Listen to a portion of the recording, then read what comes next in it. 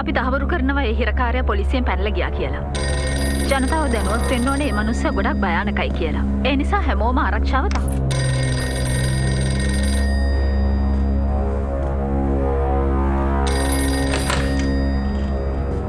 ඔය පරක්කු වෙනවා වැඩි. දන්නවනේ මං එහෙම මිනිස්සුන්ට කැමති නෑ කියලා. මං හිරෙන් පැන්න කියනෙකොත් විශ්වාස කරන්න බැරිද? ඔයා වහුණා දෙපාරක්ම පොඩි ළමයි කට්ටියකට. ඔයා මට ඕඩර් එක දුන්නේ අරක ගන්න විතරයි. ඉතින් මං ඒක ඒ විදිහට කරන්නම්. ඔයා කියන දේ විශ්වාස කරන්න අමාරු තැනක මං දැන් ඉන්නේ. මං කෝල් එක කට් කරනවා.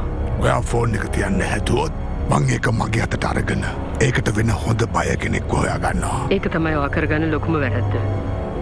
ඒ කියන්නේ මේක තර්ජනයක්ද? නෑ ඒක පොරොන්දුවක්.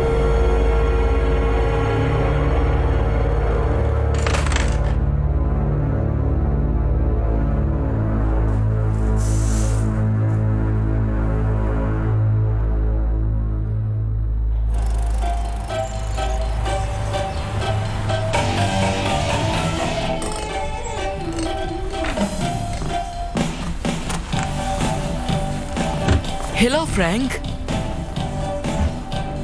Hi, Joe. කොහොමද සින්දුව? සින්දුව නම් අවුලක් නෑ. ලස්සන සින්දුවක් අහන එක මිනිස්සුන්ගේ මනසට හොඳයි. ඔයා මොනවද කරන්නේ? මමයි කැලේ අද රෝස් ට්‍රේවල්ට යන්න හිතාගෙන ඉන්නේ. අම්මා හයි ස්කූල් එකෙන් පස්සේ මෙහෙ දාලා ගියා ඇයි කියලා හොයාගන්න ඕනේ. මම නම් මේක අයිති කාටද කියලා හොයාගන්නයි යන්නේ. මම මේක අයිති කෙනාට කියනවා මේව පිටිපස්සේ ඉන්නේ කවුද කියලා කියන්න කියලා. කවුරුත් මොකටද ඔයා කියන දේවල් අහන්නේ? අනිත් එක පොලිසිය කියන දේවල් අරගෙන පොඩි ළමයි කියන දේවල් කවුරුත් විශ්වාස කරන්නේ නැහැ ජෝ. එයාලා විශ්වාස කරයි. මොකද මන් ළඟ නියම භාණ්ඩයක් තියෙනවා. මේකේ හෙඩ්ෆෝන් එකක් වගේ පෙනුනට මේක මයික්‍රොෆෝන් එකක්. මම මේ වෙද්දිත් රෙකෝඩ් කරලා තියෙන්නේ ඔයා කියපු හැම දෙයක්ම.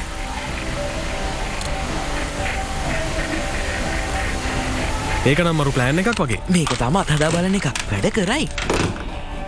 ජෝ ඔයා ඔය වැඩ කරන්න යන්න එපා. පොලිසිය අර උස මිනිස්සයව හොයාගන්නකම් ඔයා ගෙදරට වෙලා ඉන්න. මං ඉක්මනට ගිහිල්ලා එන්න. ඒක අසාධාරණයි. ඒක තමයි ජීවිතේ හැටි. ඔයාටත් මට වගේ දෙයක් වුණා නම් එතකොට තේරෙයි මම මොකද්ද කියන්නේ කියලා. පොරොන්දු වෙන්න මට. තේරුණාද?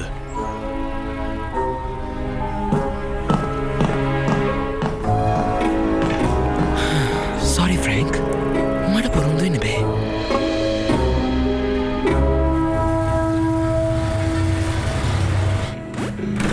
දැන් කීවෙනි ලෙවල් එකද? මොකද වෙන්නේ? මම බිසි වෙච්ච හින්දා ගේම් එක ගැන බලන්නත් බැරි වුණා. මේක පළවෙනි එක තරම් එච්චර හොඳ නෑ. ඇත්තට? ඔව්. ඔයා දන්නවද? අපි කලින් හිටිය ටවුන් එකේදීත් ඔය වගේම කේස් එකක් තාත්තට ඇවිත් තිබුණා. මමයි ජෝයි පිස්සුවෙන් වගේ. ඒක නාසාවෙන් හිටියේ. කොහමද ඔයාගේ වැඩ? අවුලක් නෑනේ. තාත්තා නම් ෆාම් එක පැත්ත බලා තේන්න දෙන්නේ නෑ. හැමදේම ආපහු හරියයි. මං දන්නවනේ ඔයාලට ඕන දෙයක් කරන්න පුළුවන් කියලා. නේද? ඔව් ඔව් තෑන්ක්ස් මචං.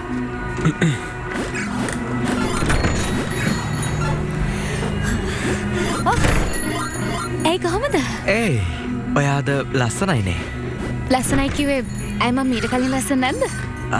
නෑ මම කිව්වේ අද ගොඩක් ලස්සනයි. කැලේ මං කිව්වනේ ඔයාට කවුරුත් ඔයාගේ ඇඳුම් ගැන බලන්නේ නැහැ කියලා. මං කිව්වනේ මං කැමති විදිහටයි මං අඳින්න කියලා. මට ඕනේ හොඳ ඉම්ප්‍රෙෂන් එකක් දෙන්න. එහෙනම් ඉතින් ෆුට්බෝල් ගහන කෙනෙක් විදිහට ඇඳ ගන්න. එතකොටයි මේ කට්ටියගේ අවධානය ගන්න පුළුවන්. ඔයා මොනවා කිව්වොත් මං කන්ෆිඩන්ට්.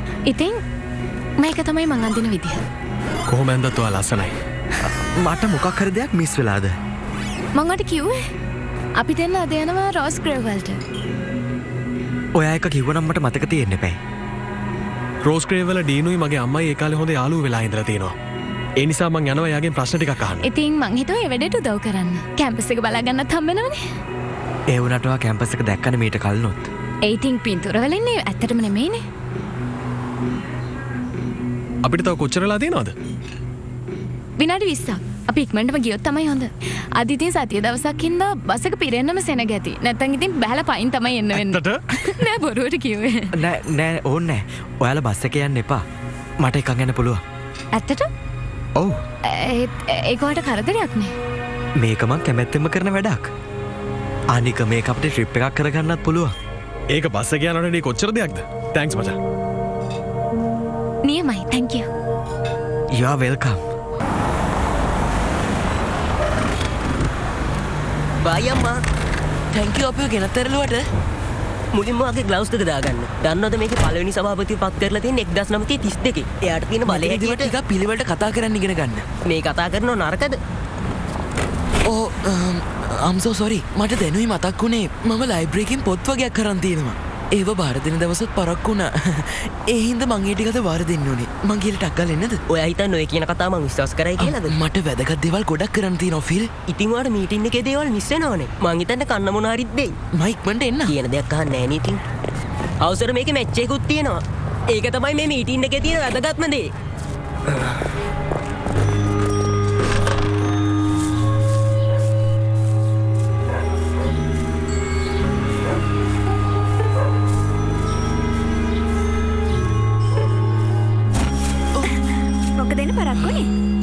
හිතුවේ මං බය වෙයි කියලා නේද?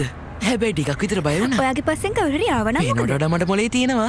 ඒ හින්දා බය වෙන්න එපා. කොහෙන්ද ඇඳුම හොයාගත්තේ? නෑ ඉතින් ගෙදරින් එළියට පැන ගන්න විදියක් තියෙන්න එපයි. ගෙදරින් එළියට පනින්න හිතාගෙනද බෑන්ඩ් එකලා මේක වගේ ඇඳගෙන ආවේ? ඔයා කියන දේවල් වලින් මගේ ඉන්වෙස්ටිගේෂන් නතර කරන්න බෑ හූප. හරි මොකද්ද ප්ලෑන් එක?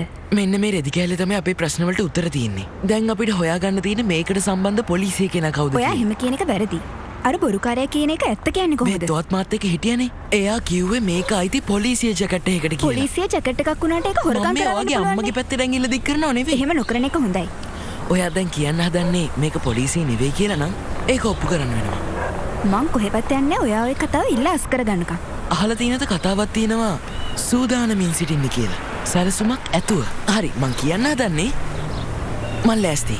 ඕන දෙයකට මං ලෑස්ති. ඔයාට නම් රහස් පරීක්ෂකෙක් විදියට හොඳ අනාගතයක් තියෙනවා ජෝ. අපි ඉක්මනට යන්න.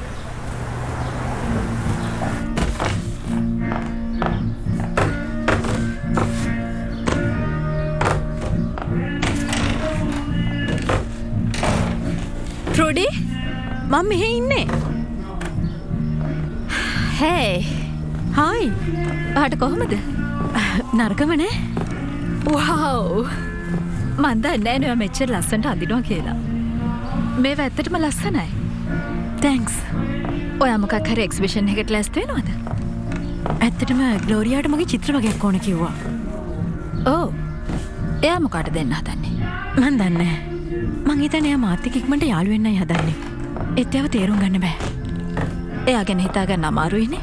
අර දෙන්න දැන් මන් ළඟ හිටියට ග්ලෝරියා යාළගේ ආච්චිනේ. ඒ කතාවත් ඇත්ත. ඉතින් ඔයාද මොකද මේ පැත්තේ? ඇත්තම කියනවා නම් මම මේ ළඟට ආපු ගමන්. කෝපි එකක් බොමුද? හරි. බොමු එහෙනම්. මං ඩීජේට කතා කරා. රෝඩ් ට්‍රිප් එකකට හොඳ මියුසික් මොනවද කියලා මං එයාගෙන් ඇහුවා. මොන වගේ මියුසික් ගැනද ඔයා කියන්නේ? මං කියන්නේ ගුණාත්මක සංගීතය ගැන. කැලිට මියුසික් ගැන පිස්සුවක් තියෙන්නේ. එයා හිතන්නේ අපි අහන ඒවා හරි නෑ කියලා. මට නම් ඕන එකක්. හොඳ සින්දු ටිකක් හම්බුනේ නැත්තම් මුළු ගමනම බෝරින්. ඔයා කැමති සින්දු? නෙව එව.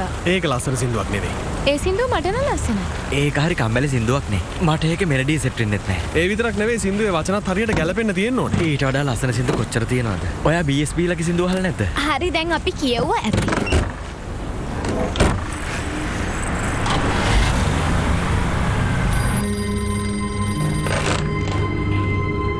මේ කනිකා කාන් මාත් එක්ක වැඩ කරන කෙනෙක් තමයි මේ නම්බර් එක දුන්නේ. එයා කිව්වා මං කැමති දෙයක් ඔයා ළඟ තියෙනවා කියලා. අර කොල්ල ගාව ඉතුරු කෑල්ල තියෙනවා. ඔයාට ඒකනේ ඕනේ? වෙන්න පුළුවන්. මට පුළුවන් ඒක ගන්න. හොඳ ගාණක් දෙනවා නම්. මුලින් මේක අරන් එන්න. මම මේ සෙල්ලම කරන්නේ මගේ ජීවිතේ රිස්ක් එකක තියාගෙන. ඔයාට තේරෙනවනේ? ඒ නිසා මට මේකට තව සල්ලි ඕනේ. අඩුම තරමේ ජීවිතේ වටිනාකමට. ඉස්සෙල්ලා මට ඒ කෑල්ල අරන් එන්න. ඊට පස්සේ මං සල්ලි ගෙවන්න. අනිත් දේවල් වලින් මට වැඩක් නෑ. තමුන්ගේ ආරක්ෂාව තමුන්ම බලා ගන්න.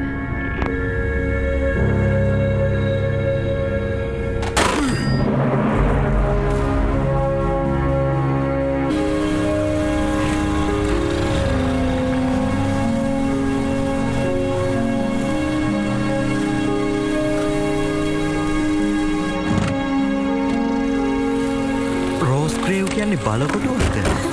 ඔයා වීඩියෝ කරනවද? මෙතන හරිම ලස්සනයි. බලන්න මේකේ ආකිටෙක්චර් එක. එතකොට ග්‍රවුන්ඩ් එක.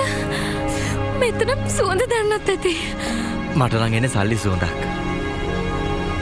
ඔයා එන්නේ නැද්ද? නෑ මං එළියට වෙලා ඉන්නම්. හොඳයි.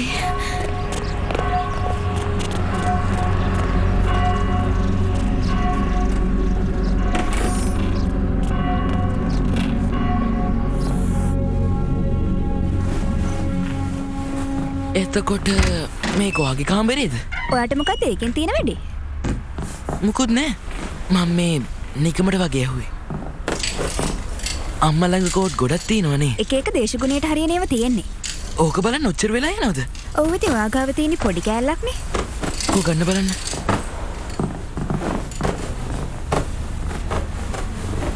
දැක්කනේ? මේක පොඩ්ඩක්වත් ඉරිලා නැහැ. බලමුකෝ වෙන කොහේ හරි තියෙනවද? ඕක නවත්තන්න. මගේ අම්මා සැකකාරයෙක් නෙවෙයි. මදිද මං ඒක ඔප්පු කළා. දැන් හරිද? හොඳයි.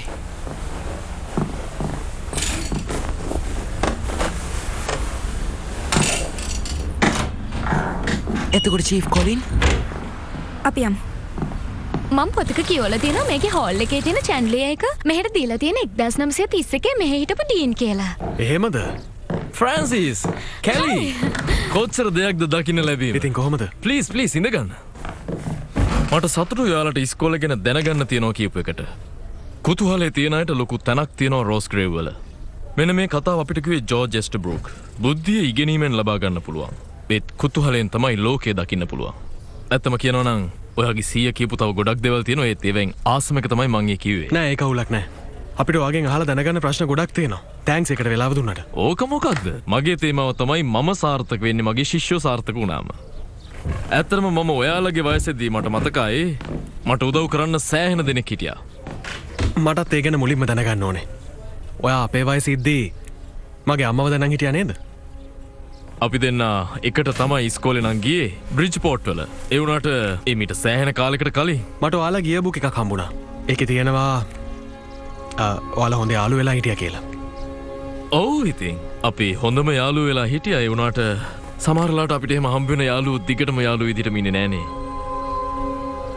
මං ඔයාගේ අම්මා ගැන වැරදි කියනව නෙවෙයි. ලෝරා කියන්නේ හොඳ බුද්ධිමත් දක්ෂ ගෑනු ළමෙක්. එයා ගැන කියන වචන නෑ. ඔයාට යුනිවර්සිටි එකෙන් පස්සේ එයාව හම්බෙලා තියෙනවද? නෑ මං එයාට කතා කළේ නෑ. මං අවුරුදු 18න් පස්සේ කතා කරලම නෑ. එතකොට එයා කලින් කියලා තිබුණද ඔයාට බ්‍රිජ්පෝර්ට් අතරලා යන එකක් ගැන? ස්ටැබ්‍රෝස් ඩීන් ඔය ආවා එහෙනම්. ෆ්‍රැන්සිස් කැලි මේනි ස්ටාබ්‍රෝස්. මෙයාත් හොඳ දක්ෂ දරුවෙක් රෝස්ග්‍රේව් වල ඉන්න. මෙයා ඔයාලට වටපිටාව පෙන්නයි. ඔයාලට අහන්න තියෙන ඕනම දෙයක් මෙයාගෙන් අහන්න. ඒ වුණාට අපිට මම විශ්වාස කරන්න මෙතනට වඩා බලන්න දේවල් ගොඩක් එළියේ තියෙනවා. ප්ලීස්. අපි යමු.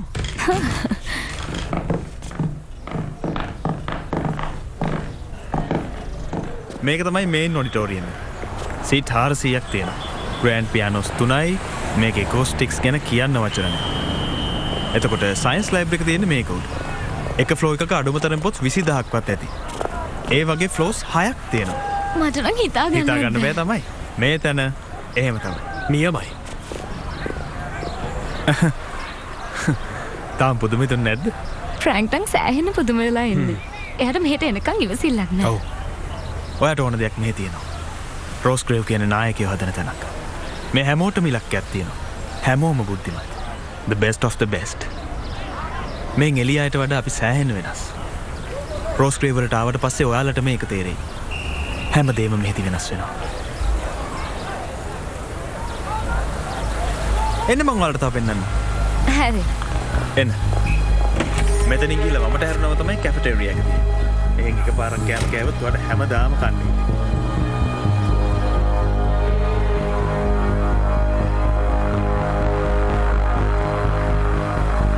මෙතන තියෙන පොත් ඕන වෙලාවක ඔයාලට කියවන්න පුළුවන්. කැලි. Hey Liz. කැලි ඩීන් කොහේ හරි ගියා. අපි යමු. ඔයා කියන්නේ ඔෆිස් එකට යමු කියලාද? අපි ගිහිල්ලා බලමු. ඒක නම් එච්චර හොඳ දෙයක් නෙමෙයි. මට සමහර විට අපේ අම්මා ගැන මොන හරි දෙයක් දැනගන්න පුළුවන් වෙයි. ඒ කියන්නේ අපිට දැනගන්න ලැබෙයි. වෙන්න පුළුවන්. ඒත් මට මොකක් හරි දෙයක් හොයාගන්න පුළුවන් වෙයි. මං යාගේ ඔෆිස් එකට හොරෙන් පැනලා වැදගත් දේවල් තියෙනවද කියලා බලනවා. මට බෑ අපි දෙන්නම අවධානය දාලා ඔය වගේ දෙයක් කරන්න යන්න. මං ඒක මෙතන තියෙන ගොඩක් පොත්වල ග්‍රීක් ගැන විස්තර තියෙනවා. එහෙමද? හිතා ගන්නවත් බෑ. මෙතන තමයි අපි ස්ටඩි කරන්නේ. බ්ලීස් තමයි අපිට මෙතන උදව් කරන්නේ. දන්නවා මේක වගේ හීනයක් කියලා. මම මේක තනියම කරන්න. මං කිව්වේ මම එන්නේ නැහැ කියලා විතරයි. ඔයාට උදව් කරන්න නැහැ කියලා කිව්වේ නෑනේ. හේයි මේ අහන්නකෝ. කියන්න. මට ඇත්තටම කනගාටුයි. මං හිතන්නේ අපිට දැන් යන්න වෙනවා. මගේ යාළුවා ඇවිල්ලා ඉන්නවා මාව දැන් එක්කන් යන්න. ඒකින්ද අපිට දැන් යන්න වෙනවා. ඇත්තටම ඔයා අපිට ගොඩක් දේවල් කියලා ඒ දුන්නා. වගේම good luck ඔයාගේ වැඩ ටිකට. හොඳයි.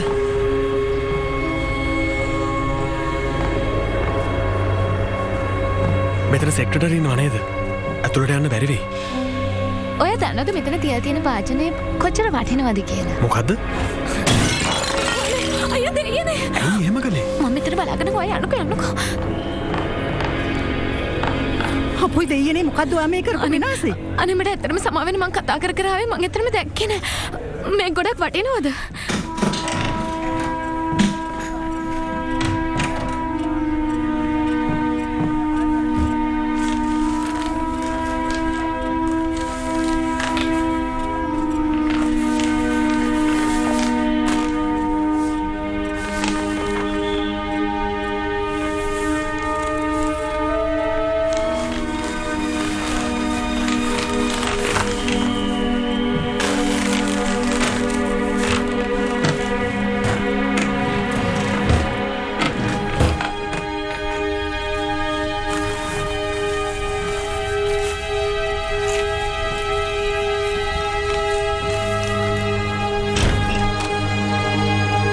හිතන විදිහට නම් ඔයා මේ වෙලාවේ මෙතන ඉන්න ඕනේ නෑ.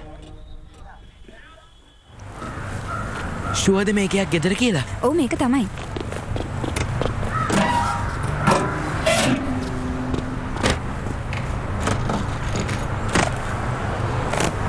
ඔය යන්න.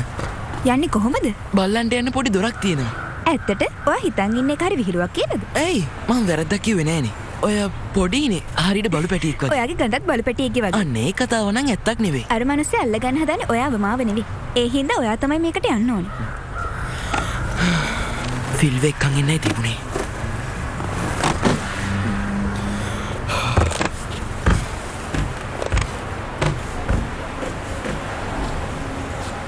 ඔයාට කිසිම අයිතියක් නෑ අවසර නැතුව මට බොරු කිව්වා. ඔයා කිව්වා අවුරුදු ගානකින් අම්මව හම්බෙලා නැහැ කියලා. ඒත් ඔයා ළඟදිත් හම්බෙලා තියෙනවා. ඒක ඇත්තක් නෙවෙයි. එහෙනම් කැලෙන්ඩර් එකේ තියෙන මොනවද? ඔයා මුලින්ම සංසුන් වෙන්න ඕනේ. එතකොට ඔයා මට පේන්නේ පොලිසියටත් බොරු කියලා තියෙන්නේ. මිස් ඔයාට පුළුවන් ද අපිට පොඩි වෙලාවක් දෙන්න? මට මිස්ටර් හාඩි එක්ක කතා කරන්න ඕනේ.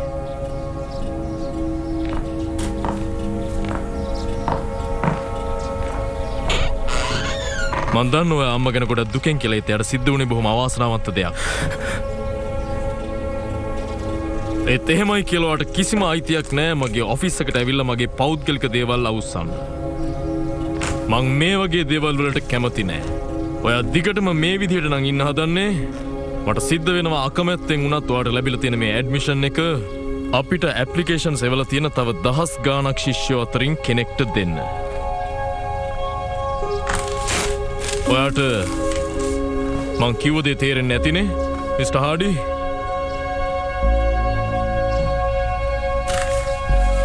හරි එහෙනම්